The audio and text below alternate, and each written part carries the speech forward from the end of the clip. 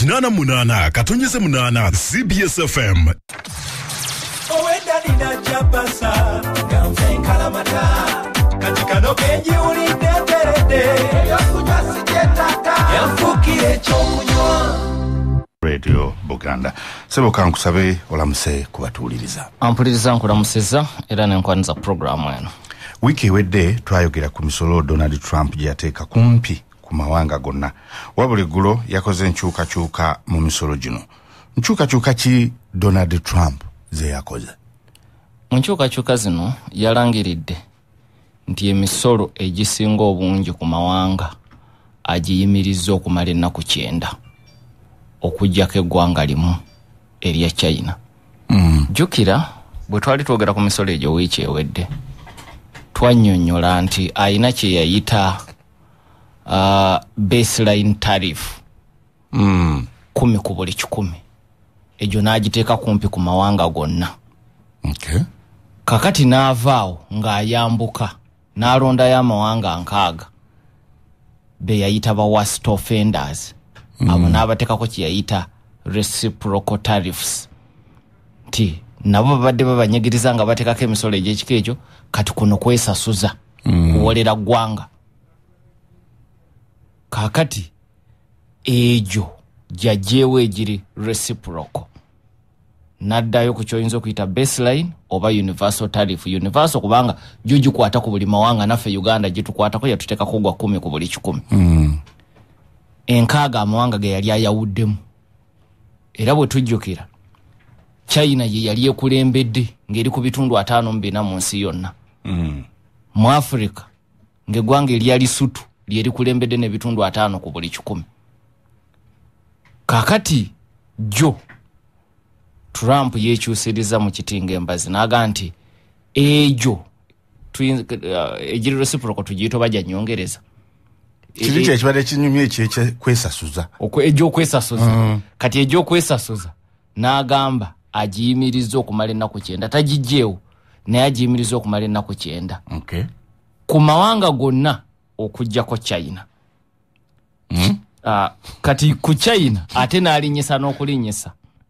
Kubanga we twaviira wano twali twogera ku bitundu 54 ku 100. Kati China nayo ne yeesasuza nezza omuliro. America nayo n'erinnya. China neddamu nezza omuliro. Kati we twogerera Trump alinyisiza emisolo gya China okutuuka ku bitundu 125 ku buli 100 lwa kwesasuza. Era ne China esuubiza nti kana akazannyo netegefu kazannyo okutuuka ku nkomerero egenda kubeera nga yeesasuza. Ampuliriza ng'oggyeko China ne Mexico ne Canada bano muno tabataddeemu mu bazzizaayo ku universal tariffs. Kubanga jjukira bwe yaleeta emisolo gino egya wiiki ewedde ayina amawanga ge twayogerako g'ataateekamu. Mexico ne Canada kubanga bo yali yabateekako dda. Of course ne China yali yagiteekako era yali nyongereza. Ne kati yo Mexico ne Canada yagaana ogyongera kunaga giri gibamala. Ne tulaba Belarus ne Russia bo be yagaana okuteekako kubanga already yabateekako dda envumbo. Nkambwe n'okusinga tariffs. Kakati kitegeeza nti bino byayimiriza eby'ennaku 9 yo Mexico ne Canada tebigikwatako kuba bino twogera ku bya wiiki ewedde. Okay. So Mexico ne Canada bo bagenda kusigala ku bitundu byabwe 25 ku buli 100 byabateekako. Jukira nabo kye bafaanaganya China nabo beesasuza. Ate nga America ezeerabula nti bwe tukuteekako toyanukula, bw'oyanukula ojja kuwulira obukambwe bwaffe. Kakati so China we twogerera Trump alinyisiza emisolo okutuuka ku bitundu 125 ku buli 100. Jukira ebigamba baddayogera bingi nga tannaba kwekyusa. Era naga nti wali kijja kumuleetera kwekyusa. Kati bwe baddayogerako n'abamawulire ng'amaze okulangirira nti agenda kuwewamu okumala ennaku 9 n'omubuuza ate ki ekikuleetedde okukyuka otidde nnyo. Naga nti n'ebyobukulembeze mubeeramu okuseeseetuka. Yakozesa ekigambo flexibility.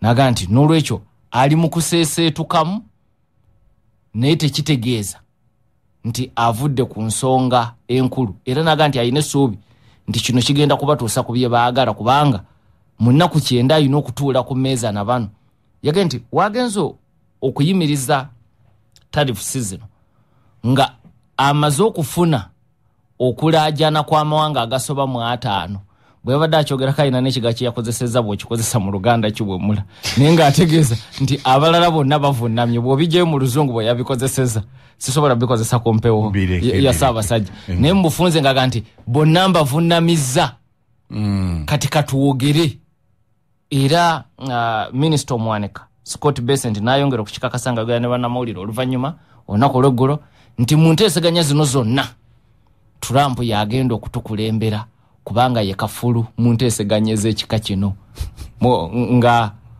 okozeseza background ye ey'obusuubuzi ye kafulu mu nteeseganya zino era Scott Bessent yayongedde okulabula wanga amala nti okuyimirizaamu tariffs zino kusindika obubaka bukulu nti America bwekuteekako toyanukula bw'oyanukula ojja kubonaabona nga kyali mu kukola China naga nti obwe bubaka obukulu era n'alabula China nti bw'onoosalawo genda nga weesasuza gye binaggwera ebyenfuna bye bijja okusinga okwonooneka okusinga ebyaffe yaga nti do not retaliate and you will be rewarded towolera gwanga ojja kusasulwa kati amawanga amalala gonna agatawoledde eggwanga kyekiro kibayimirizaamu ennaku 9 China, Mexico, Canada olaba nti emisolo gikyakola kigikyaliwo era yagaseko nti we will see what China does but what I'm certain of is what China is doing will affect their economy much more than ours tuguno omuzanyo China gwegenzemu mbuulo tongeza nayo neerinyisa ffenna gujja kutukosa naye ebyenfuna byabwe bye bijja okusinga okukosebwa bwogerageranya n'ebyaffe so we bwazibidde ngezo z'enkyukakyuka empya ezibaddewo katukomewo 88.8 CBS FM. Abakazire Health Products baleese engeri y'ekyewuunyo eyinza okutereza obulamu bwo. Bakuleetedde Kazire Aloe Green Tea Drink ogusogolwa mu kigagi nga guyamba abalumizibwa mu lubuto, abalwadde abasukaali, abalumwa omugongo kw'omusujja ogutatadde. Baleese ne Kazire Vit Fruit Juice gwe bajja mu beetroot nga guno nno gwongera obungi bw'omusaayi ate nga guziyiza n'alusa. Wenywere Kazire Products ozze bujja obulamu bwo. Ebyokunywa bya Kazire bisange mu maduuka gonna mu ggwanga. Obulamu obulungi, obulamu obweyagaza. Mukwano gwange ng'olabika bulala omutwe gwonna katimvi boleka munnange ngezezzaako emirundi mingi okuziddugazaamuko naye ddayi gwe mbadde nkozesa bw'atakulukuta akubembererako enviiri n'azifuula ekizibu kati va ku ebyo kyusa endabikaayo ng'ogoba envi ne Super Lady Black Hair Shampoo akuuma enviiri zo nga nzirugavu okumala ebbanga ddene nga mpeweevu ate nga takwatira ku lususu weebale ngenze kuddugaza enviiri zange kunyirira enviiri zo okubeera enzirugavu obulungi oba oli mukazi oba oli musajja muvubuka oba mukulukulu ekyokuddamu kyo ye Super Lady Black Hair Shampoo asangibwa mu saluuni supermarket ne mu maduuka gonna wenyumirize mu nviiri enzirugavu ne Super Lady Black Hair Shampoo. Alo sebo, ono ye musawo w'enkoko. Yes sebo. Ezange ziyongobera tezaagala kulya nafuna zonna zikoze. Nedda mulunzi toba na kutya. Enkoko zo zeetaaga vitamini owa Eva Supervit. Aziyamba okudda mangu engulu n'okufuna amaanyi mu mubiri. Ne zirya bulungi n'okunywa ekizireetera okukula amangu. Ez'ennyama ne zigejja, ez'amagi ne zikubiikira. Eva Supervit atabulwa mu mazzi ge zinywa. Akola ne mu bulunzi obulala si mu nkoko zokka. Eva Supervit musange mu Eva Victory Limited ku Genesis Plaza Container Village okuliraana ebiwologoma ne mu maduuka agatunda ebyobulunzi ebisingawo okuva ku 0703 13 89 62 bw'otabaawo njawulo tuukirira omusawo w'ebisolo. Bagen Nasaran Primary School essomero ly'ekisulo n'abava ebweru eri abawala n'abalenzi kati mu myaka 5 tuyisiza waggulu ddala abayizi ebitagambika ng'ogyeko ebyo mu bibiina tukulaakulanya ebitone mu Soccer Academy yaffe omuli bakkocha ab'omutindo era ne mu mupiira teri atwenkana kw'otadde music dance ne drama n'ebirala ku Bagen empisa n'eddiini zonna bifiibwako ebibiina n'ebisulo bya mutindo era wagazi abaana we beetaayiza ebyokwerinda ggulugulu n'ebisale bisoboka abazadde emitwalo 55 gyokka mu kisulo okuwandiisa abayizi kati kugenda mu maaso ku Bagen Nasaran Primary School eryantonde mu tawuni essimu 0703 849 40 Bagen Center for Excellence. olutalo lw'okulwanyisa obwavu mu uganda lukulembeddwamu operation wealth creation. batuleetedde enteekateeka z'enkulaakulana nnyingi eziyambye okusitula embeera y'abannayuganda okubeera mu bulamu obweyagaza. we twogerera bannayuganda bali eyo mu bukadde bubiri be bayambiddwa kati okubeerako n'ensimbi mu nsawo okuyita mu mirimu egy'enjawulo. bangi beenyigidde mu bizinensi olwa looni za parish development model mu miruka 1,589. bangi bavudde ku bulimiro obutonotono kati bali ku misiri eminene. era mu east africa uganda yesinga okutunda ebirime katale k'ensi yonna omuli emmwanyi, amajaani, kasooli n'ebirala. n'olwekyo va mu mbeera y'obwavu nga weeyunga ku lutalo lwa operation wealth creation. 88 CBS FM. manya ensonga nga bwe zitambula mu ggwanga ng'owuliriza puroguramu gakuweebwa muno empogolo egawa musisi. tuli ku 88 kya Basafama Radio Buganda. Eddakiika ziri 5 ezibulayo okwera ssaawa 5 ez'enkya leero. Tugenda mu ssaawa yaffe ey'okubiri gye tujja okufundikira ku ssaawa 6 oluvannyuma tugende mu mawulire g'olulimi Oluganda okuva mu bitundu bya Buganda mu kitongole kyaffe eky'amawulire. Tutunuulidde enkyukakyuka Donald Trump ze yakoze ku misolo, naye yadde ng'enkyukakyuka tuzirabye, yes, naye tetwagala tumanye kiki ekyamuleetedde okwekyusiza mu kiti ng'embazi ku misolo gino.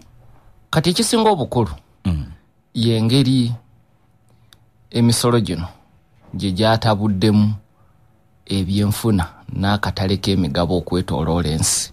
Okay. ng'otandikira ku Wall Street mu America n'obutale bw'emigabo okwetooloola amawanga mu Asia n'awalala. ffe mu Africa tebitukwatako nnyo by'obutale by'omugabo kubanga mu byenfuna by'ensi yonna tukyali batono. naye amawanga gali agaakula agali mu kuvuganya akatale k'emigabo kadobonkanye nnyo. jjukira mpuliriza wiiki ewedde nakutegeeza nti luno lwe lutalo lw'ebyobusuubuzi oluli ku ddaala ly'ensi yonna olukyasinza obunene bwe kya Ssematalo owookubiri yaggwa. Trump lwe yagguddewo ne tarifu zino. So kaakati ekyazzeeko kwe kudobonkana kwa katale, ebyenfuna ne bidobonkana, ate ebitongole ebinoonyereza ne bitandika okukola projections oba okuteebereza nga balaga nti Amerika ate yandigwa mu katuubagiro k'ebyenfuna. oba oliawo akeefaananyirizaako ne credit crunch ya 2007-2008. kati ekyo kyekimu ku byaleetedde Trump okwekuba mu kifuba. ekirala ne bannabyabufuzi mu kibiina kye ekya Republican Party ensonga eno ebadde etandise okubatabula. jjukira wiiki ewedde twayogera ku babaka bana mu Senate aba Republican Party abaasalawo okulonda n'aba DP nga bayise ekiteeso ekivumirira Trump okuteeka obukwakkulizo oba emisolo ku ggwanga lya Canada. bana ba Republican Party era nzijukira ng'ombuuza amakulu gaabo ki. abana abo yadde ba Republican Party naye batera okubeera aba Rebel. naddala Lisa McCoskey ne Susan May Lisa McCoskey ne Susan Collins okuva Maine. kakati n'ogattako Mitch McConnell ne Senator Rand Paul ne bali abakyala ababiri bo bamanyiddwa nti batera okuwakanya Trump ne mu kisanja ekyasooka baamuwakanya. batera nnyo okuwakanya position za Republican Party. naye obaka obukulu obwalimu nti okuyimirirawo ne basala eddiiro ne beegatta ku DP balina amaloboozi g'abannaabwe be bakiikiridde abatasobola kuvaayo mu lwatu. kakati era ekyo kyabadde okulwokubiri. jjukira bino yabikyusiza lwakusa naye ku lwokubiri ekiro wabaddewo program ku mukutu ogwa Fox News eya Sean Hannity, yemu ku programu za TV ez'ebyobufuzi ezisinga okulaba mu Amerika. agikubiriza munywanyi wa Trump era Trump yemu ku programu zaawulirirako emirembe ng'alabikiddeko yeegazaanya kubanga amukyaza bafaanaganya ebirowoozo. kati Sean Hannity yakyaziza abaka ba Republican Party 7 era programu ne bagiranga nnyo. kakati ne Trump ne yeeteekateeka ku by'okkola byonna n'abijjawo ku ssaawa eyo, naye n'ayagala yeerabire ku babaka bano nga bali ku TV. naye nga mu bo mulimu ne banywanyi be ddala va ku ky'okubeera memba w'ekibiina kyo nenoga nti ono we fuutu soja we nga Colonel Lindsey Graham oyo futu soja wa Trump yomu ku musanvu ababadde mukubaganya ebirowoozo kuno. Mwabadde abala Senator John Kennedy okuva Louisiana, Graham gwenjogeddeko okuva South Carolina, nembeera mu John Thune okuva South Dakota, onera ye majority leader yakulira aba Republican Party mu Senate, ye yadda mu kifo ky'oli Mitch McConnell gwenjogeddeko wiiki ewedde eyalonda ne banne okuwakanya Trump. Kati mwabadde mu Senator Tim Scott okuva South Carolina, Kate Boyd Britt okuva Alabama, Tom Cotton okuva Arkansas, Ted Cruz okuva Texas, ne Mark Wayne Marine okuva musaza eri Oklahoma. Nebo otunulira amasaza gano oyinamu agaba conservatives ddala abalonzi ba Trump. Texas, Oklahoma josanga abalimi n'abalunzi abo bantu ba Donald John Trump. Programu eno obubaka obukulu bw'obadde ojjamu muzungu kyayita take away message nga bakubiriza mukama waabwe nti omulamwa gwoliko mutuufu naye gye bazireegera si gye zivugira. Twetaaga okulegezaamu ku natti zino okuddiriza bwe tuba twagala okwewala ebyenfuna byaffe okudobonkana. Era okumanya Trump kyo yabadde agigoberera ne wakati mu programu yakubidde omu ku babaka era Senator Kennedy John yategezeza bagenze mu bulango babadde bagenda ku bulango kati mu segment mbu bagenze mu bulango n'ategeza omukuliza program nti mpaye eddakiika njogere ne President Donald Trump ayina kyayagala okuŋŋamba ku bye tuli mu kubaganyako ebirowoozo wano. Ekisooka Graham abadde yabategezeza bonna nti Trump yamukakasiza agenda kuba balaba butereevu oba kyabadde kigendereddwamu kutiisatiisa ekyo kisobola okubeera debate yonakola. Ne Graham bonna yabategezeza bani nti Trump eno tagenda kugiraba nga eri recorded agenda kuba agiraba butereevu. Era wakati awo bamutegereza Senator Kennedy nti Trump ayagala okwogerako naawe nga tetunnako mawo nga tuvudde mu bulango. Era naafuna waawo obutikitiki okwogera ne Donald John Trump. Kakati nga biwedde ebyo jukira obubaka Trump abufunye. Trump n'agenda ku lukomo lw'essimu n'ababaka bano bonna 7 nga babadde mu debate eyo mu kiro ekyo eky'olwokubiri. Era ne bongera okuggusa ensonga zezimu. Banywanyi be Ted Cruz muntu mwagizi nnyo wa Donald John Trump. In fact no bavuganyiza mu kamyufu 2015-2016 ng'enjawulo eriwo nti Ted Cruz refined politician oli mbyobufuzi mupya ninge birowoozo bya bifaanagana oli nga akikubawo nga bwe kiri oli n'akiwumbawumba naye nga ebirowoozo bya byobufuzi bifaanagana. Kati ye yabadde ku TV ya Fox News ng'aga nti twetaaga okuddiriza. Kakati ne mumboze yakafube yatutte essaawa ku ssimu nga bonna bali kuli bawuliriza bakubaganya ebirowoozo era obubaka bagusizza bwe bumu kubanga ekibuzo kyo kibadde biki ebiyinza okubanga byaleetedde Trump okwekyusa. Ekirala ng'amaze okwogera n'abaka abo bwe bwakedde ku makya ku Lwokusatu yayogeddeko n'abakulembeze b'amawanga. Omu ku bo ye mukulembeze w'eggwanga erya Switzerland omukyala Karen Keller Sata.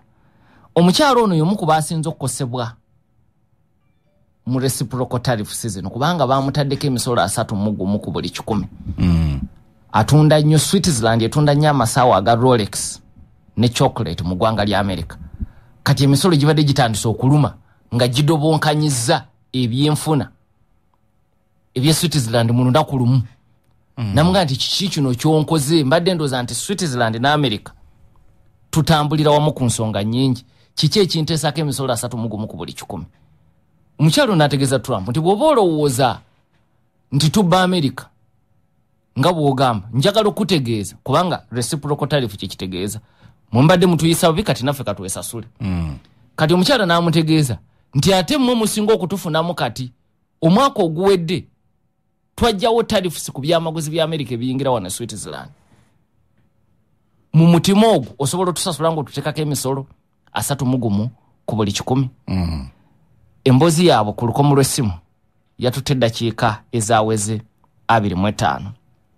Mu kiseera kyekimu Fox News n'eranga ng'eyina puroguramu endala ey'ebyobufuzi nga ku yo bakyazizza Senkulu owa bank eya JP Morgan Chase nga ye Jamie Dimon ampuliriza JP Morgan ye bank esinga obunene mu America. So president yenna mu America ayina okuwulira nga senkulu waayo ayogera. Era president ne program yagirabye nga bwe yalabye yabali ku Sean Hannity. Jukira ono sina mulabewo mu byobufuzi bakwatagana kati Trump ayagala afune endowooza yentuufu ng'amulaba ku TV. Bwe yatudde ku TV yannyonnyodde nti ekyamazima obukwakkulizo buno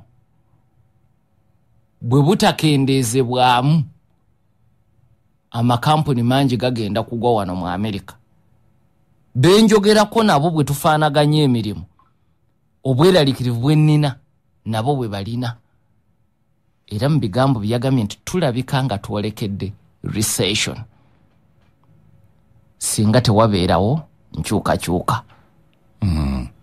Trump naye yamulabye tebaamunyumiriza era nakyo ne kyongera okumuwa ekyokukola mu kaseera kano. Kakati naye ng'eno mu lwatu tannakkiriza biringa bya Idi Amin baali bamutwala ali ku nsala gwerayo ningeno ku Radio Uganda akyategeeza nze nkyaliwo abayekera tubazaayo Tanzania.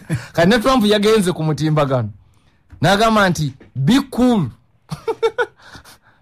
temubuguma mukakane embeera etabuse mbyenfuna nejja kukka nze ndi mitambo naye nga munda kikola ki kitokota si kisaanikire. Kakati Trump ng'omutadde ku bbali ne byagoberera obutereevu n'abayambi be nga nabo bali ku bunkenke abakulira amakampuni ag'ebyobusuubuzi mu America okuva emisolo gino kwajjukira egisinga gitandise wiiki eno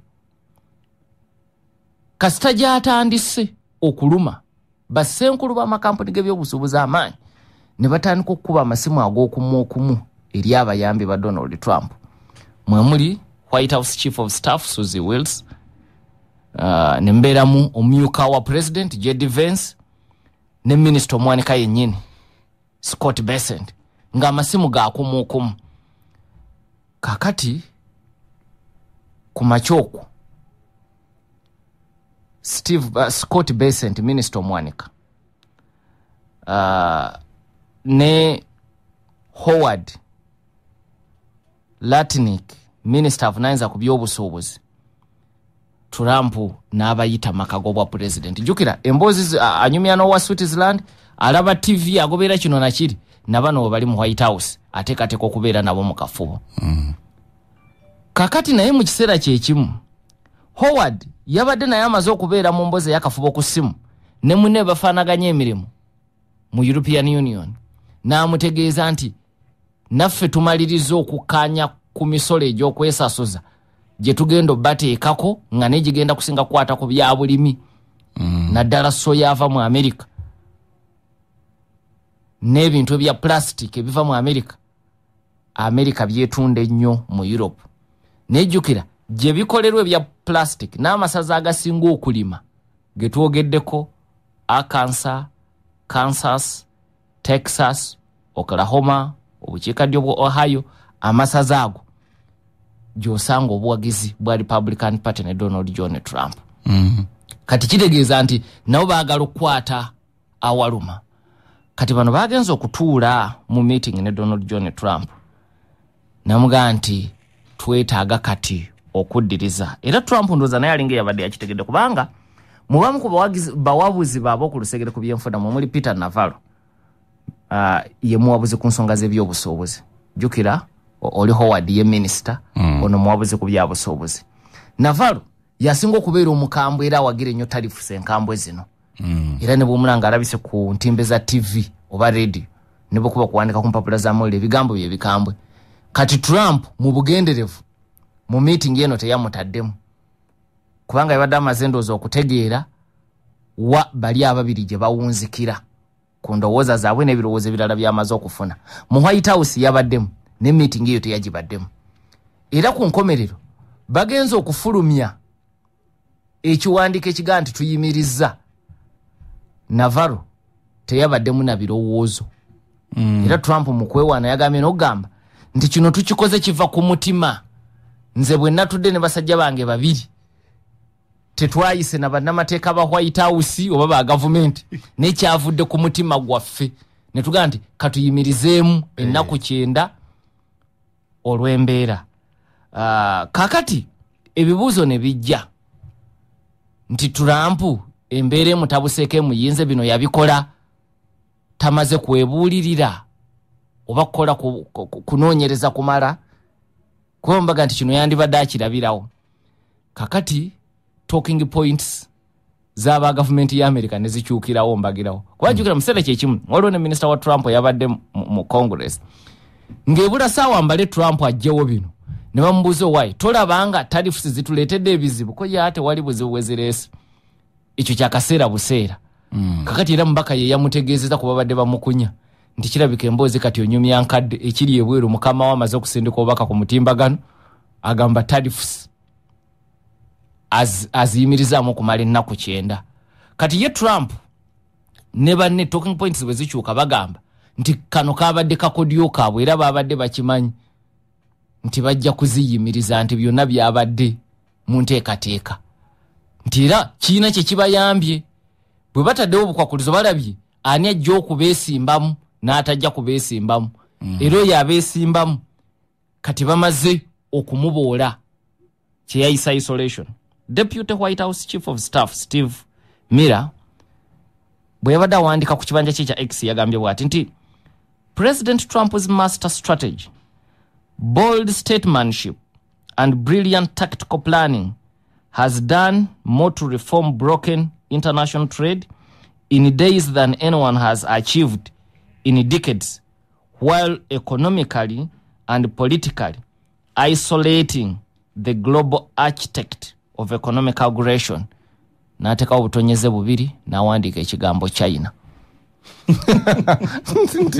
Trump kye yakoze kya magezi nnyo yagenda nti kivudde mu kyayise statesmanship and brilliant tactical planning. Era nga bo bakolaga nti kino baali bakiteekateeka era ekigendererwa kye bakifunye China emaze okusosolwa okuboolebwa kati bali bayimiriza tariffs naku 9 neyo ku China zikyakola kati baga kazidde okunywa nga batunkane China gye bamaze okwagamba abalabe baabo babaawuddemu emitendera kati oli bamutadde wali batunke naye butereevu nga talina bamuyambako mu lutalo n'olwekyo bo mukwewezako kwa bagamba kino kye kibadde ekigendererwa kyabwe okuva ku ntandikwa. Waliwo otugambidde ku reaction ya China nti yo egamba kana akazanyo k'emisolo gya kazanya paka. China bwegamba kazanya paka etegeeza ki? Ye bwe twogerera eyimiridde ku ki?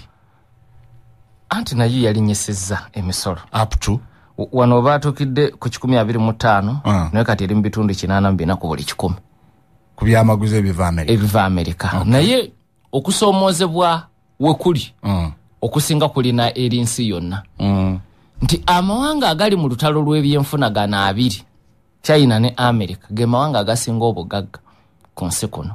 America yesoka China negiddako kati mu lutalo lwabwe nga baga nti enjovu ebbiri we zirwanira obusubi bubonaabona kati mu kutunka kwabwe ebipapajjo kyangu nnyo ffe abalala okutugwira.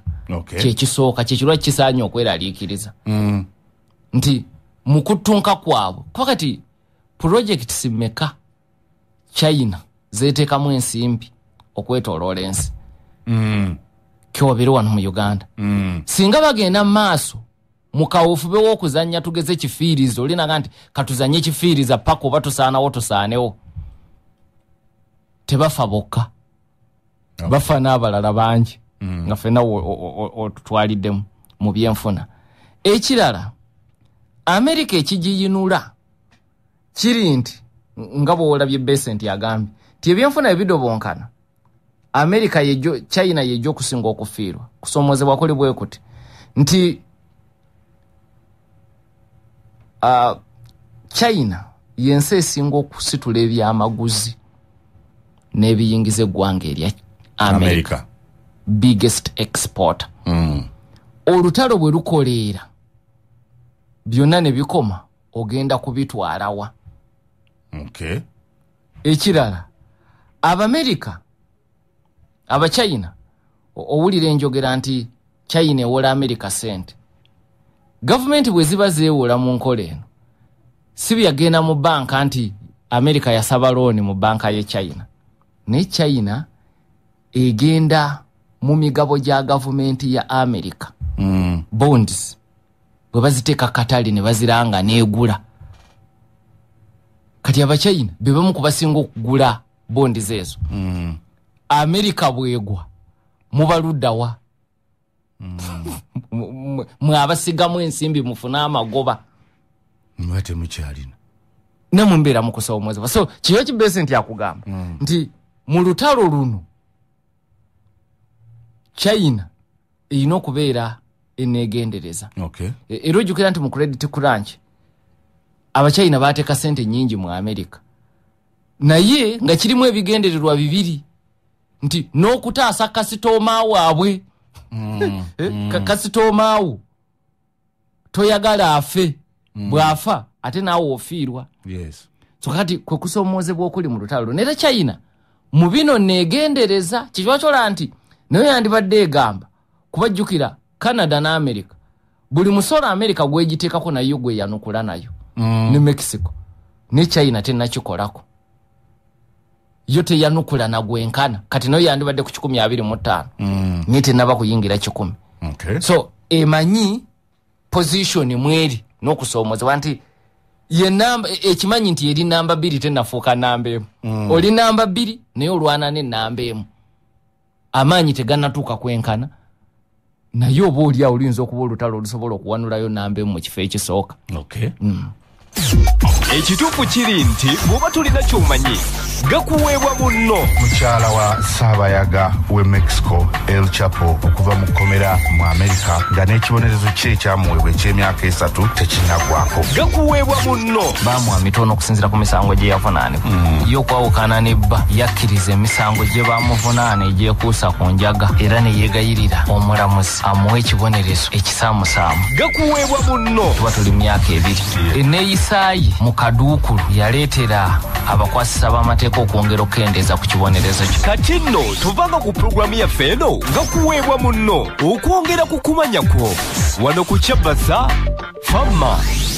Munnaffe Erugala n'agamba nti mwebale kuweereza. Nsaba Dr. Kazibwe Samwiri atunnyonnyole ku nvumbo President Trump ze yateeka ku American Aid, USAID nga ne grants nga biri mu January 2025 n'ateekawo ennaku 9. Ennaku 9 zigwako ng'ennaku z'omwezi 2 guno ogwokuna. Tusuubire enkyukakyuka oluvannyuma lwa Pasika.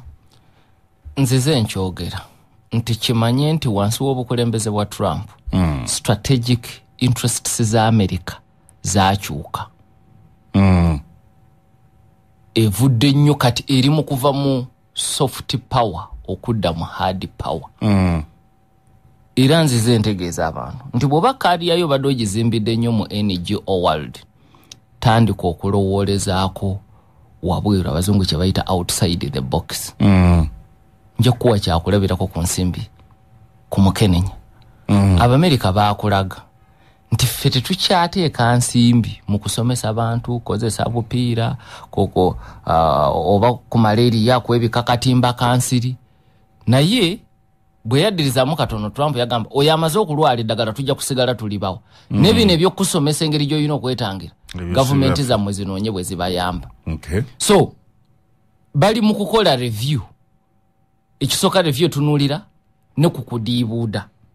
Elon Musk byebyo byabaddeko ennyo. Naye ng'oggyeko okudiibuuda mu kifaananyi ekigazi strategic interests z'Abamerika wansi wa Trump zaakyuka. Okay. Right. So ebijja okudda bitono. Okay.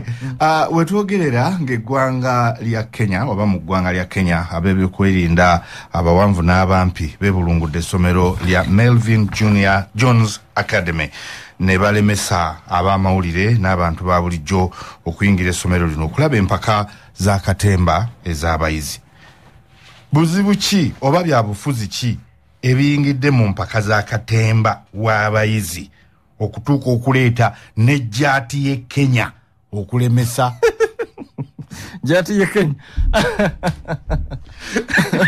jaati ye Kenya okulemesa abazadde bannamawulire n'abantu abaali agadde okukola ki okwetaba mu mpaka zino. Webale nnyo nga nzijaawo ndabye baka wano nsasiraamu Katonda. CBS FM. Owange nnyabo wenna olutusolinga asula mu kiswa anze nava ku byokwebyula olususu naluvaako kati lukola bye lwagala kuguna omulembe gwa Wandaazi ekyo tekiddamu kozesa products za Wandaazi kyolina okumanya kati guno omulembe gwa Wonders anti bakuleetedde ne sabbuuni anaaba mu bika eby'enjawulo okuli Wonders baby soap ayoyota ensusu z'abato waliwo habo soap aweeweza olususu black soap azigula olususu ate nga waliwo ka Wonders medicated soap akatalaba kubuuka balina family soap kosa ne sabbuuni w'abaami abaagala okwezigula mwe abaagala owa hoteri yenna waali ku bbeeyi ensaamusaamu essimu 0393 Wonders always wonderful. omulunzi ebisolo byo olaba tebyeyagala nga bwe byandibadde enjoka zibireetedde okukonziba n'okukona nga tokyafunamu ekyokuddamu kyo ye Intazan Gold okuva e Holland ali ku mutindo gwa waggulu mu kutta enjoka ez'omu mawuggwe mu byenda ne mubiri gwonna olw'enteezo endiga embuzi ne zikula mangu nga zeeyagala amata ne geeyongera ate ne zifuna n'ennyama eyeegasa olunuuganyulwa mu bulunzi bwo goba enjoka mu bisolo byo ng'okozesa Intazan Gold okuva e Holland akutuusibwako Vet Center Uganda Limited ku Old Kampala embarara mu tawuni ne Rushere ne mu maduuka gonna agatunda eddagala ly'ebisolo jjukira Intazan Gold. Bwentyo bwe nali tinaawe nga nkyali kawala kato nga ntuuka mu Kampala okukola omulimu gwange ogwasookera ddala nasanga obuzibu okusala oluguudo ekyaddirira nga nyingira mu ttabira NSSF nga zigulawo akawunta yange Christine yenze nenyanukula awo ddusa akatambibwe pa nga ndi ku mulimu gwange ogwokusatu oyinza okukikkiriza obwama bwatandika okuyita boslate ekisesa sikyo ne bamayiko bwansaba obufumbo nakkiririzawo nga lumunti ye okugira tuti nga mbaga olw'abantu nga bampita mugole oyinza okukikiza nti kati ndi nalongo musanyufu mulabe zadde lyange obulamu bukyuka ngera bwe kirina okubeera n'ebikwata ku NSSF yange kiki ekyuse ku ggwe beera nga Christian beera updated kola update ku akaunti ya NSSF ng'okozesa omutimbagano gwa NSSF Go oba app y'essimu oba kyalire ttabi ya NSSF eri kuli okumpi okukola update ku akaunti yo kijja kukusobozesa okulondoola n'okumanya savings zo eza NSSF mu buliwo nyumirwa enteekateeka ez'obwerere endala nnyingi nga zekyusa obulamu awamu ne updates okuva mu NSSF okumanya ebisingawo kuba ku ssimu etali yakusasulira noti 8 noti 286 773 amateeka n'obukwakulizo bigobererwa. NSSF, a better life. 88 katonyeze 8 CBS FM. Anonya essomero erya secondary Dungi ery'omutindo kuzigiridde Lowell Girls School omuyizi gye bamuwa ebyenjigiriza ebijjudde olw'abasomesa abakugu olw'omwana n'asobola okuvuganya obulungi mu katale k'emirimu. Masomo ga science ne arts abaana ababuwala bayitira waggulu nnyo siniya ey'okuna ne siniya ey'omukaaga. Laboratory ne library bijjudde batumbula ebitone byonna empisa n'ebyeddiini babifaako nnyo. Ekifo kigazi ebibiina n'ebisulo bya mutindo n'olwekyo omwana w'obuwala mutwale ku Lowell Girls School tojja kwejjusa bakwire ku 0782 702 040 oba 0708 040 I&M Bank bakugamba nti no omulembe ogw'okusimba layini mu banka gwaggwawo omuntu okozesa essimu yo n'okozesa apps ez'enjawulo n'osobola okukozesa banka yo wonna wooli obudde bwonna ate ng'essimu eri mu ngalo yo kozesa I&M Bank on the go app eno ogenda gisanga mu App Store oba Google Play gidownloading egiteke ku ssimu yo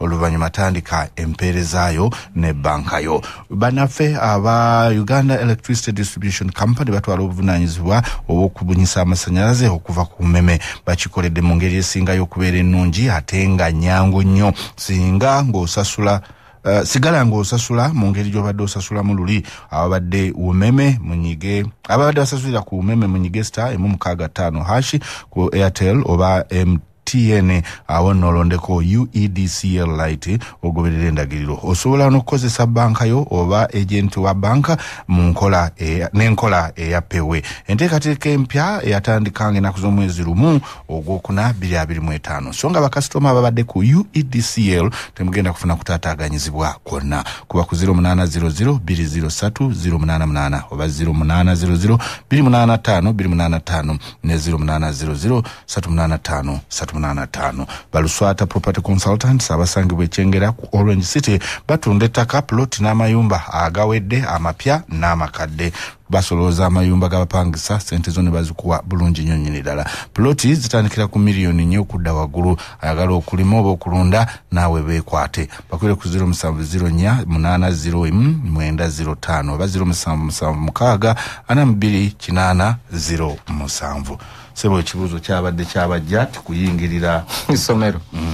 Nga tugenda awo Honorable Sewungu wano ne Honorable Nyongoli okuva Nakaseke North bayina ebibuuzo baweereza waliwo tuvudde ku America. Honorable Sewungu abuuza ne Trump asobola okutuukiriza ebigendererwa bye. Nzize nkyogera era Honorable Sewungu bw'oba otugoberera nti Trump tagabatuka bugabatusi. Mu lutalo olwa Mexico ne Canada ekimu ku byakabafunamu mu nnaku zino entono kwe kunyweza ensalo zaabwe. Ng'eyo nsonga nkulu eya manifesto ya Trump okunyweza ensalo okendeeza abagwira n'ebiragalalagala. Kakati ekyo kikulu nnyo eri eggwanga erya America. Ekirala bw'ogenda ku China mu lutalo luno lwonna lwe balimu ekimu ku kyavunaana China kuyingiza bicupuli mu America. Kati buvunaanyizibwa bwa China okwongera okunyweza nati. Era lumu abachina basindikako amata mabege eri ku Obama. Bwe basindikako amata mu America agalimu ekirungo ekyamera mayini ekyobulabe eri abaana abaali baganywa. China abamu kube yakwata abebakira ku mirimu batwalibwa ne ku Kalabba. So saagala ogambe nti Trump mu byonna ajja kulemererwa. Ebimu ku bino nzize nkyogera nti nabukodyo bwe okuzireegera ewala naye nga sijje zigenda okuvugira. Era tobuusabuusa nnyo bigambo bye bwagamba nti kino twakimanya nti ate tujja kuwewa nga zaakatandika okukola. Kubanga tukirabye nga akakodyo akakakozesa. Kati ate Honorable Nyongoli agambye abadde muwagizi wa Trump kuva ku ntandikwa naye abadde yamuvuddeko olw'emisolo egyo gye yatadde ku mawanga gonna. Nagaa naye kati amuddiddemu. Simanyi lwaki omuddiddemu kubanga gye egya Uganda teginnavaawo ejiri universe 10 ku buli 10. Jajjeewo gye giri twagise tutya ejokwesasuza gye yajjeewo ate ffe tetubadde mba worst offenders naye mwebale nnyo naye Nyongole nange nyinza omuwagiramu engeri omusajja gye yeekyusizaamu kale okusinga okulemerayo ojja kukanya naye ku kyokuseeseetuka kale kubanga leaders are flexible. Kale bwe tudde Kenya vaawo mpitewo ono kubanga era tannagwa amagye ne booyisa abajjaati kubanga jati ekigambo kyolese ekituufu kuba kiyinza okujjayo ekifaananyi ku Munnayuganda okutegeera ekigenda maaso wali nti ebitongole by'ebyokwerinda kumpi byonna babijjeeyo okwetooloola essomero erya Melvin Jones Academy ennakulu naye nga ki ekigenda maaso. Olwaleero waliwo empaka ez'eggwanga lyonna ez'akamalirizo ez'amasomero nga abayizi batunka mu katemba n'ennyimba National Music Dance and Drama Festival butereevu yentikko n'ekijja kitambula kuva ku magombola sub counties ku regions nekiryoka kituuka kati amasomero agali olwaleero ku Melvin Jones geego agatuuse ku mpaka ez'akamalirizo. Nevaawo mpitewo avudde ku ssomero limu baliyita Butere Girls High School liva musaza eri Kakamega gy'osanga abaluya. Kaakati essomero lino lya byafaayo ye gayaza w'e Kenya. In fact mu kulitandika mu 1912 eyali Bishop w'e Uganda Bishop Wills era waggulu wali Naminembo ojja kulaba n'oluguudo lwe bayita Bishop Wills Road.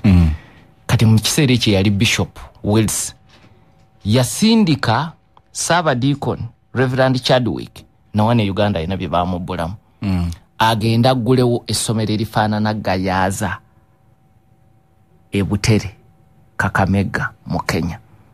So somero lya byafa era myaka ejatano nga Alliance High ly'abalenzi erisooka Butere n'eryokeddako emyaka bwe gyagenda giyita mu byenjigiriza Butere yakkakkanamu alliance ekyali waggulu naye era lisigala nga somero ly'amaanyi lya byafaayo n'olwekyo somero liringa bwolaba gayaza Church Missionary Society yalizimba CMS era ekkanisa ya Anglican Kenya yerivunaanyizibwako yeriddukanya kati essomero lino lyerivuddeko embeera eno yonna balina omuzannyo gwe bayita Echoes of War gwe babadde balina okuzannya olwaleero ku ssaawa emu ey'okumakya mu kusooka no zaalina nakuba na ssaawa 4 naye olw'embiranyi abatesitesi naga musookewo muveewo tugende n'ebirala kubeera baamanya nti vaawo mpita wayinza okubaawo ku muzannyo guno ne babakyusa okuva ku ssaawa 4 ne bagamba mujja kuzannya ku ssaawa emu nga twakatandika kati essomero lino omuzannyo guno gulimu ebyobufuzi bingi okusooka omuwandiisi waagwo ye Cleophas Malala ye yakava ku bwa ssaabawandiisi bw'ekibiina kya UDA Ruto yamugoba ne Gachaguwa muwagizi nnyo wa Gachaguwa kati omanye ebyobufuzi bya Gachaguwa mu Kenya kati Malala naye amaanyi gaalina Kakamega gawera kubanga abadde na sineta wasaze eryo yasooka okuba kansala kati sineta musaza nadda kubwa sineta mu kalulu akawedde teyawangula yavuganya kubwa governor n'amegebwa kati Ruto kwe kumuwa bwa ssaabawandiisi bw'ekibiina kya UDA nene bafuna obutakanya n'agobwa kati Cleophas Malala muwandiisi wa mizannyo nga gwe Henry Mpinga Sempejja kati yawandiisa omuzannyo guno n'aguteekamu ebyobufuzi ebyetooloolera ku kwekalakaasa kw'abajeniziz ojjukira nga tuboogerako abaali basudde gavumenti ya Ruto kati gutunuulira okubonaabona kw'abaana mu gavumenti etabafaako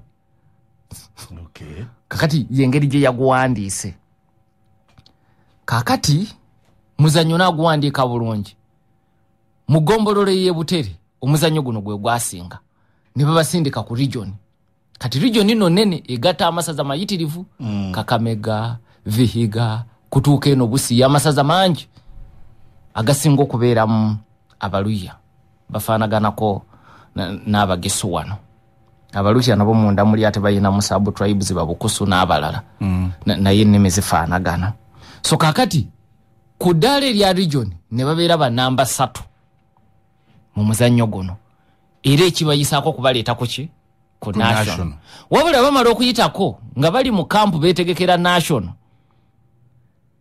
abatwala ebyakatemba mu Kenya ne bawandiikira omukulu w'essomero nti abo tubajjeemu era abaana mu bagambe baddeeka bazadde baba bakime tebagenda kuzannya muzannyo ennakulu Cleophas Malala ng'abiteekamu ngatto ng'omuwandiisi w'omuzannyo ng'ayingira kooti nga kooti ew'ekiragiro nti abonna abaana bajja kuzannya omuzannyo ku mpaka kegwake ketonye omuzannyo bajja guzannya nga babayita baali bazeeyo neeka minisitule y'ebyenjigiriza ewandiikira headmaster abaana banone mangu tuukirira bazadde baabwe abaana bakomewo muddemu batendeka beetegekera empaka ez'akamalizo ezigenda okubeera ennakulu kati bwe bazze abawala bano babadde basula ku ssomero ery'oku muliraano ery'e Kirobon Girls High School jo Malala najja ng'omuwandiisi okuddamu okubatendeka akamalirizo bwe yatuuse ku ssomero yasanze kyoyinza okuyita jaati nga baali etoolodde dda tiya gaasi kukakana ng'agobeddwa nga takkiriziddwa na kuyingira ssomero nsajja tuyaze n'ebbaluwa za kooti ezikkiriza omuzannyo ogwo genda maaso era nga teguyinza genda maaso nga ye omutendesi n'omuwandiisi nga taliiwo poliisi neegaya ebyo tetwagala kubiwulira n'amasasi ne ganyooka ne bamutwala kiyumba anaagwa kati olwaleero jjukira kati bakyusa n'enteekateeka oluvannyuma lw'akavuvuŋŋano kajjo ne bagamba nti olw'okuba mutuleetedde ebizibu kumpi okuva ku ntandikwa musookewo muveewo babajje ne ku ssaawa 4 ko Malala n'essomero erya Butere Girls nti tewali mutawaana ffe tujja keera n'essomero n'abaana ne bagamba n'omuwandiisi alina okubaawo era muyina omukkiriza okuyingira Melvin Jones musomero eryo era Malala n'abawagizi nga bakeera kubanga bulijjo mukutunka kuno abamawulire bakkirizibwa okubeera una abantu ba bulijjo bajja ne bayingira ekisenge ne balaba abaana nga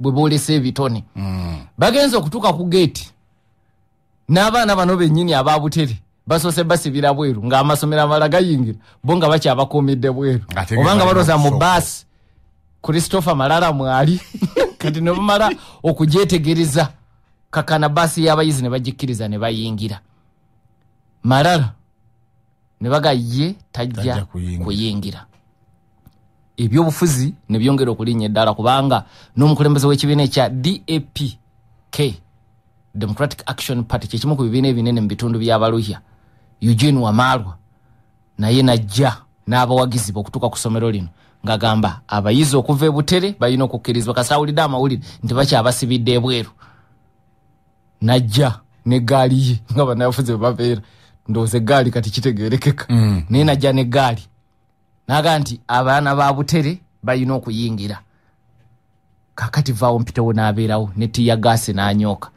naye abayizi ne bayingira bwe bayingidde Malala ab'ebyokwerinda ne bamulemesa ne bagaa nti tajja kuyingira kati abayizi bwe batuuse n'embeera gye babayisizaamu essaawa yaabwe endagaanye bwetuuse ne balinnya akatuuti ne bayimba oluyimba lw'eggwanga bamaze okuyimba oluyimba lw'eggwanga erya Kenya ne basiriikirira okumala eddakiika nga ziizo abasazi b'empaka ne basoberwa babuuza ki ekigenda mu maaso kubanga ekibadde kiddako kuleeta muzannyo abayizi kwe kutegeeza abasazi b'empaka nti tetulina kye tusobola kukola nga tumaze oluyimba lw'eggwanga okuggyako ng'omutendesi waffe Cleophas Malala amaze okujja wano bwe mbanze enzimba okukakana ng'abasazi b'empaka tebalina buyinza ku ekyo kubanga ab'ebyokwerinda baawambye okuva ku geeti y'essomero Malala talina waayinza kuyita abayizi bwe balabe tebasobola kuyambibwa ne batambula ne bava ku siteegi ne bafuluma era ne badduka ne bayingira baasi zaabwe ab'ebyokwerinda ne balagira dereva muvuge baasi za Butere zifulume essomero lino era baasi ne zifuluma mu miziro egy'amaanyi nga wabweru abawagizi bayimba kintu kimu Butere girls Butere girls Butere girls nolwekyo yembeera gyoyogeddeko ereese gyati ye Kenya Echoes of War gwe muzannyo ogwogerwa naye katono nnyo anvuliza kenjalo omulaga Malala si mupya mu bino 2013 ayina omuzannyo omulala gwe yawandiika era omuzannyo ogwo ne guteeka gavumenti ya Kenya ku bunkenke mu kiseera ekyo omuzannyo yagutuuma Shackles of Doom yali akyali muvuka muto myaka 27 2013 n'aguwandiikira era essomero lyerimu erya Butere Girls omuzannyo jjukira guno gwogera ku jenizi ne gavumenti ya Ruto guli gwali kwogera ku gavumenti y'ekiseera ekyo ey'abakinyata n'engeri gye yali ebifo ebinene bigabanyiziddwa mawanga agawangula abakikuyu n'abakalenjini so ng'alaga obusosoze mu gavumenti y'e Kenya kati era omuzannyo gwayita kumpi mu mbeera y'emu nagwo gwasooka ne gugaanibwa newankubadde ku mulundi ogwo be baasinga ne mu kitundu ekya Western era nga balina okujja ku final era ne babagaana ne babasazaamu nga baga nti omuzannyo gukyususa ebyobufuzi era Malala n'agenda mu kooti neeragira omuzannyo guzannyibwe era ne bajja ne baguzannya awo waava okuwangula obwa sineta bw'e Kakamega okuva ku muzannyo okulonda okwaddako 2017 yafuuka sineta w'e Kakamega so kaakati guno gwe muzannyo gwo ogwokubiri okwetika ebyobufuzi bya Kenya mbadde ngenda kubuuza emizannyo of course ekifaananyi kyotuwadde ne wano bibaawo ekyenjawulo nti wano emirundi egisinga amasomero gonna omulamwa guba gwe gutya gwe gumu bano babadde nga buli omu waddembe okulonda omulamwa gwe kuba okugaana essomero erimu kirabika bo ekyo kye baalonze ekya genzi bwe kiri omulamwa gusobola okubeera nga gwe gumu era actually omulamwa gwe gumu n'amasomero amalala naye gwe ng'omuwandiisi okimanyi nti theme ebeerako sub themes buli omu asobola okuyita waayisi ate abalala basobola okukola kye tuyita mu communication allegoric stories ng'amakulu gebuziba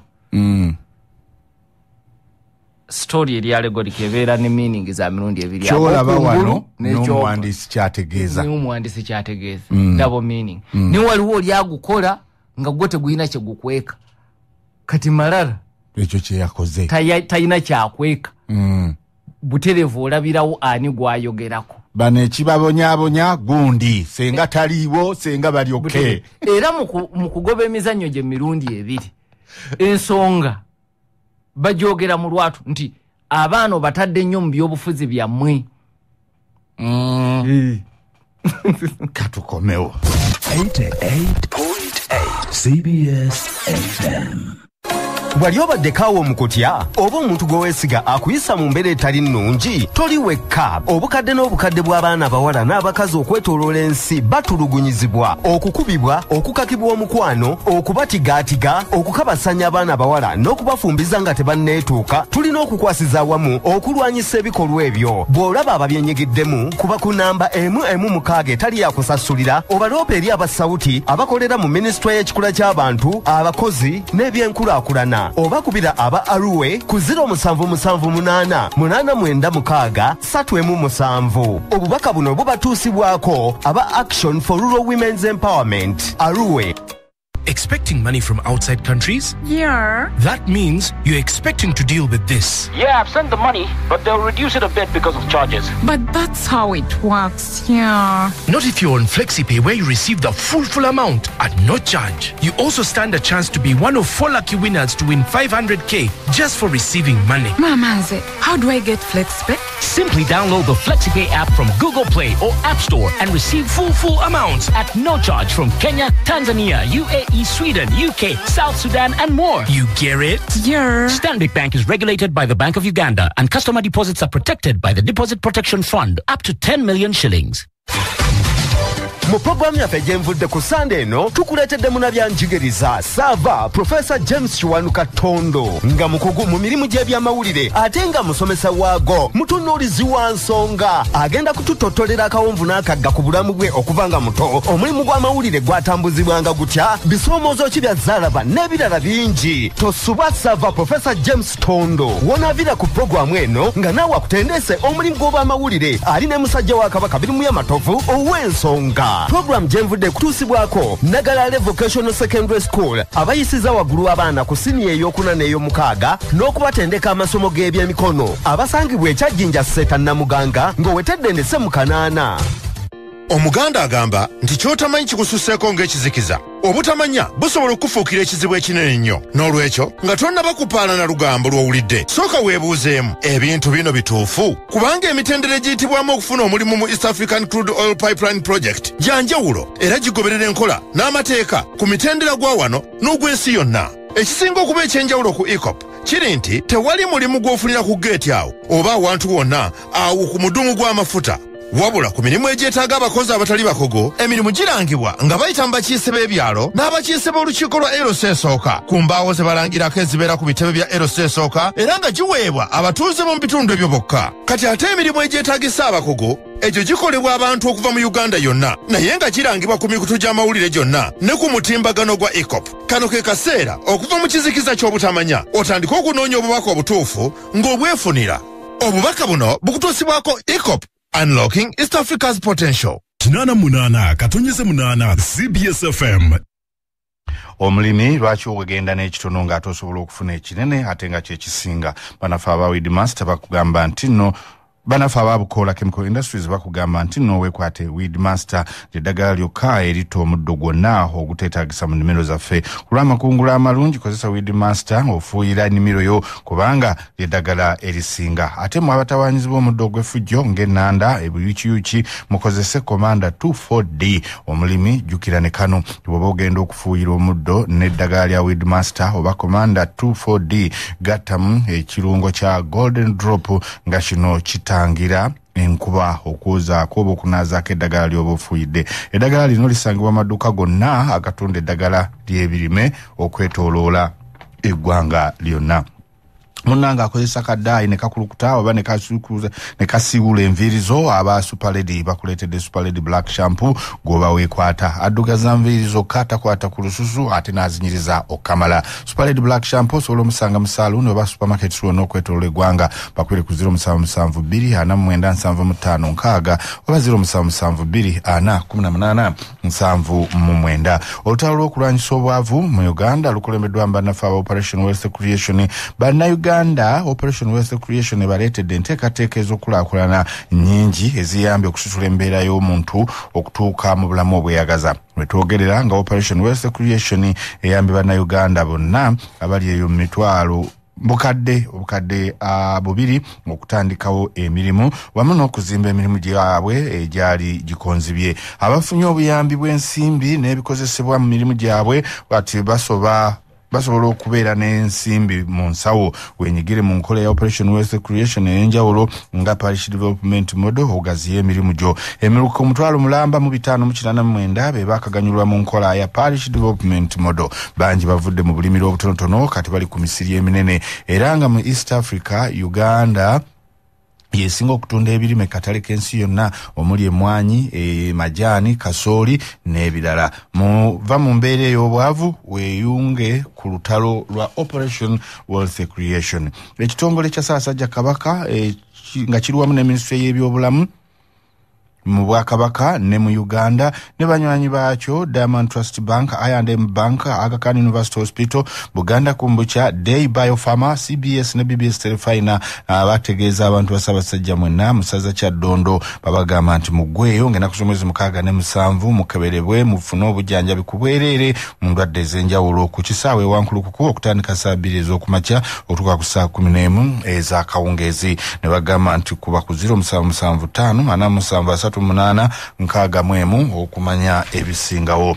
Enkola ennungamu ey'okuddukanya ssente za gavumenti kikulu nnyo mu kuwa abantu ebintu n'obuweereza bwa gavumenti mu ngeri ey'olubeerera. Ekitongole kya Institute of Certified Public Accountants of Uganda kirangiridde olukuŋŋaana olw'omulundi ogwokusatu olwa Public Finance Management essira balitadde ku nkola ez'okuddukanya ensimbi za gavumenti ez'okutuusa obuweereza mu ngeri ey'olubeerera. Olukuŋŋaana lwa Public Finance Management lugenda kubeerawo okuva nga 23 okutuuka nga 25 ogwokuna 2025 ku Imperial Resort Hotel kuba ku 0-4-5-4-0-1-25 okumanya ebisingawo. Eddakiika ziri 13 zezibulayo okwera ssaawa 6 tuba tugenda mu mawulire mu lulimi Oluganda.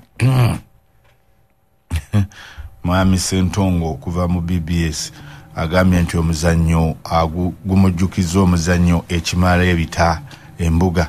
I had to be fast watched then panelists from government had to be fast watched by panelists from government okusobola okola olyoka gukirizibwa guno nno gubadde ku biragiro bya kooti nti guzanyibwe sebo wetubadde ku era ng'okyali awo ne lubalita mwesigo atujjukiza wano nti Venerable Reverend Chadwick yali omusajja oyo okuva e Bungereza na wano bamubula mu somero wali Entebbe enamate ekituufu essomero eryo omuntu ayiseko mu Ntebbe alimanyi ya Chadwick Primary School.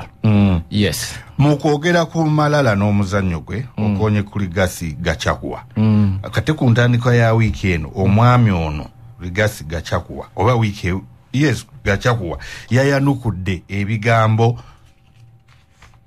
yali mukama we ngambe Ruto kakati ate abagizi ba Ruto bo bagamba nti ono yasamye n'ebigambo oba n'ebyama bya gavumenti era baagala akwatibwe avunaanibwe.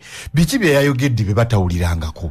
Omanyi ebifo by'obukulembeze byonna oby'obuvunaanyizibwa kubeerako ebirayira abantu bye bakuba nga ne bwatabuka ne kazibwe ne bwatabuka n'empinga waliwo byotojja kwogera atasobola kwogera. Okay. Omusajja oyo Jeno Mugisha muntu amaze banga lya myaka nga 2 ngali ku opposition ne waliwo nga ne bw'omunyigirizo otya waliwo aga nkomyawo kubanga yadde opposition wadagala government yeneveeko naye ebifo bye yabeeramu bimukugira okubaako waakoma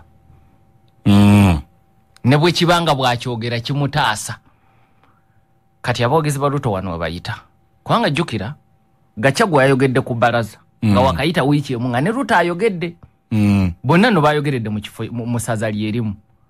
Ruto yabadde mu state lodge esangibwa Sagana mu Nyeri. Sagana kiri mu constituency Gachagua gye yakiikiranga eya Mathira ewali amakaga g'omukyala wa Munyoro. Kati noono gye yamuddiddemu. Buli omu yayanukudde munne. Ono yayanukudde ono ng'asinziira mu kitundu kye ekimu. Ruto yasinzire yo ku baraza nasinkana bannamawulire abawera. Ono ye yayise munnamawulire omu wa KTN.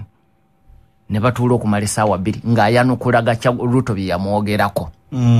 Kati mu kubyanukula abawagizi ba Ruto we basanze obuzibu.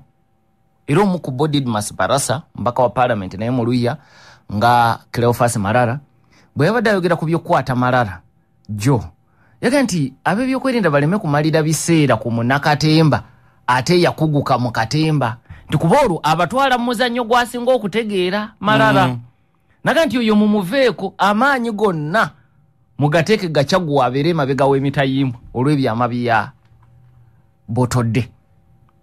Kakati ampuliriza Gachagua yeewozezaako mu bintu bingi. Wabaddewo ensonga y'obuwumbi 10 Ruto bw'agamba nti Gachagua yasaba ensimbi ezo bazimuwe. Nti yagala Ruto bw'otampa buwumbi 10 togenda kufuna kisanja kya 2 bw'oba oyagala nkunoonyeza obuwagizi naye ng'ekyakigamba mu myukawo. Kati Ruto n'aga nti ekyo kyabatabula nnyo ne Gachagua nti era n'amugamba oba sifuna kya 2 kankireke naye nga sikuwadde buwumbi 10. Kati Gachagua ekyo yakyegaanye n'aga nti singa kyali kituufu mu misango emingi gye bamuvunaana nga bamugoba mu Senate teri ngeri musango gwo gye gwandibuzeemu kubanga Ruto waakiri yandibadde n'akatambi nga kali awo ne babujulizi naga nti obwandibadde bujulizi bwa nkukunala naga ne olaba tebabuleeta wali manya talina kyakwogera. Naga nti ekirala ate ekyewuunyisa yiye yali agala okungulirira ndekulire ndowooza nga akirabye nti okuyita mu parliament y'engobe ne Senate kya buseere ekyarayisiko kumpa ssente ndekulire era naga nti nze okwawukana naye nina n'akatambi omuntu gwe yansindikira ng'amugamba bampa obuwumbi 2 obwa Kenya ndekulire nange mu kiseera ekituufu akatambi nja kukata kati naye ate akake nga musaba obuwumbi 10. Kakati Gachagua teyakomyawo n'agenda ku nsonga eya Ruto okumunenya okuyomba n'abantu abatono mu gavumenti. Namugamba nti yali tayomba nabo wabula yali akuuma ssemateeka aleme kufuna biragiro ku bantu batalina bifo mu gavumenti. Tyobero tyo myuka w'omukulembeze ng'ate ebiragiro atwala ebbaluwa wa president yabikuwa Faruku Kibeti. Naga nti ekyo tekisoboka. Ku ky'okufukamiza ababaka mbu yali agala ababaka abava mu masekati ga Kenya bamuvunnamire. Naga nti ekyo si kituufu nze kye nali mbagamba. Mukolere bantu so si Ruto. Tira nimbaga nti etteka limwagala okuyita ery'ebyensimbi limwagala okuyisa. Genda mwebuze ku bantu mulabo babaliwagira. Tira ekyavaamu twakiraba. Naga nti saabasabaako kunvunnamira. Nabagamba kukolera abantu ye Ruto kyayita okuvunnamira nze. Kakati ne bagenda ku nsonga Ruto gye yayogera nti ekirala ekyamala egobe mu kibya kyekya Gachagua myaka 2 obutayogerera ku nkola za gavumenti na nteekateeka zaayo. Naga nti nze bwe nali myuka kinyata nga nzoogerera n'okusinga mukama wange n'abuuza naye Gachagua wa mu myaka 2 we yaliko ng'awagira enteekateeka za gavumenti. Gachagua n'agamba ekyo si kye kyatutabula. Ekyatutabula twakkaanya nti guno munyago tuyina okugabana. Nti bwe tukwata obuyinza yadde Kinyata tatuwagidde naye abakyukuyu nga batesitesi bakulu mu gavumenti tubalekeyo n'abakalenjini tubalekeyo tibwe tumala okukwata gavumenti abakyukuyu Ruto n'abagoba abakalenjini n'abaleka Gachagua naga nti ekyo kyatutabula so si biri ebyo butawagira nteekateekazi nze najja kwogerera gwanga ly'abakikuyu kati bayiganyizibwa nze nga ntunula butunuzi kakati ekirala Gachagua kyeyayogeddeko abantu abawagizi ba Ruto kyebagamba nti kirimu okusomola ebyamu kikwata ku bibiina by'abayekera mu kitundu kino mu 23 RSF n'ebirala Gachagua yazze ne gwe yayise bwino we ku ngeri Ruto gyafuna mu bibiina ebyo ebyabeewaguze mu mawanga amalala ngaga nti Ruto mu kuwagira abantu abo tagoberera interests za Kenya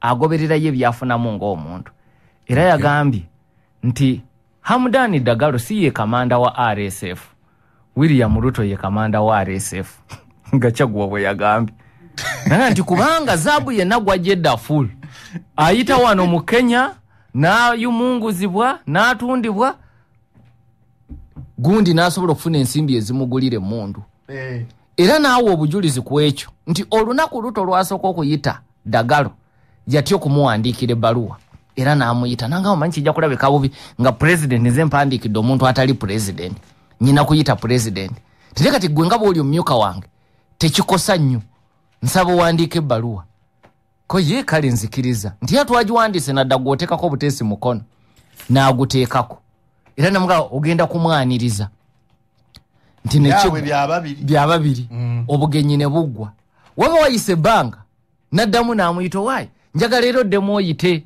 Dagalo nakati omusajja gwe bataddeko n'envumbo nti yeenyigira mu bikolobero eddafu ate oyagala nziremu muyite Gachagua namuga sigenda kumuyita era gaye bino byonna ayina obujulizi nti Ruto ne bwe wakutwalibwa mu kooti yansi yonna ayina obujulizi ku ye n'amugamba in fact yeewuunyiza lwaki bateeka kati envumbo ku Dagalo ne bataziteeka ku Ruto kuba ye gwe amanyi ng'omukulembeze wa RSF Sudan naga nti neŋŋaana Ruto naga nti omanyi kyonfiiriza ogaana okuwandiika ebbaluwa eyo ti naye ojja kukisasulira bw'ogaana okuwandiika ebbaluwa eno kati Gachagua mu mboozi eno agamba n'amugamba kola ky'oyagala naye sigenda kuyita Dagalo agenda okukitegera nga bajingiridde omukono gwe ne bayita Dagalo bw'akitegeera n'abagamba ngenda kubaabya era ne bayimiriza Dagalo nti tojja musajja agenda kutwabya nti ebbaluwa yakuyita si yagiteekako omukono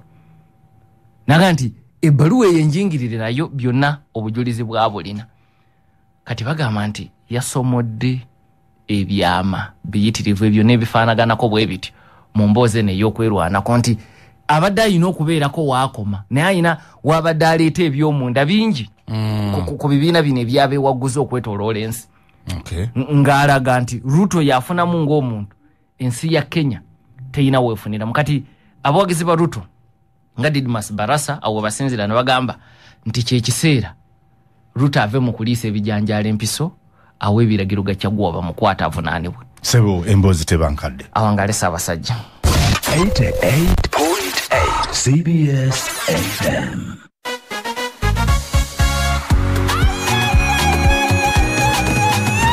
You used to tell me that I don't make you happy. All that time you would be complaining. But baby, how come you never call me? But now with MTN, I have a daily voice bundle. I'll call you every day. Yeah, yo, baby, don't dolo. MTN voice bundle. Yeah, yo, baby, don't dolo. MTN voice bundle. Yeah, yo, baby, don't dolo. MTN voice bundles ziri bei dondolo okukubira emikutu kyonna mu Uganda. Funa eddakiika 25 ku nnusu lukumi zokka. Okuzigula nyiga *140*2 olonde daily bundle oba kozesa My MTN app oyogere ku bei dondolo ne MTN kubanga bwe twogerera awamu tewali kitulema. MTN enkola n'obukwakulizo bigobererwa. MTN erungamizibwa Uganda Communications Commission. Alo sebo ono ye musawo w'enkoko Yes, sebo. ezange ziyongobera tezaagala kulya nafunafu zonna zikoze. Nedda mulunzi toba na kutya enkoko zo zeetaaga vitamini owa eva supervit aziyamba okudda mangu engulu n'okufuna amaanyi mu mubiri ne zirya bulungi n'okunywa ekizireetera okukula amangu ez'ennyama ne zigejja ez'amagi ne zikubiikira eva supervit atabulwa mu mazzi ge zinywa akola ne mu bulunzi obulala si mu nkoko zokka eva supervit musange mu eva victory limited ku genesis plaza container village okuliraana ebiwologoma ne mu maduuka agatunda eby'obulunzi ebisingawo okuva ku 0703 13 89 62 bwetabaawo njawulo tuukirira omusawo w'ebisolo. Kabaka Foundation etuukiriza ekyo kye yasuubiza okukola ng'ejjanjaba abantu ba Ssaabasajja Kabaka tubeere balamu health campaign ekkiridde mu ssaza ly'Ekyaddondo tutandika nga 6 ne 7 Meeyi mu kisaawe ewankulukuku tukoowola abantu ba Ssaabasajja Kabaka mu ssaza ly'Ekyaddondo bujje tubajjanjabe tutandika ku makya okutuusiza ddala olw'eggulu nga tukebera n'okujjanjaba abantu ba Ssaabasajja Kabaka ku bwereere tujja kukebera amaaso amannyo endabirira y'abakyala ab'embuto okwekebeza omusaayi endwadde ez'abaana tujja kukebera akafuba na lubiri kookolo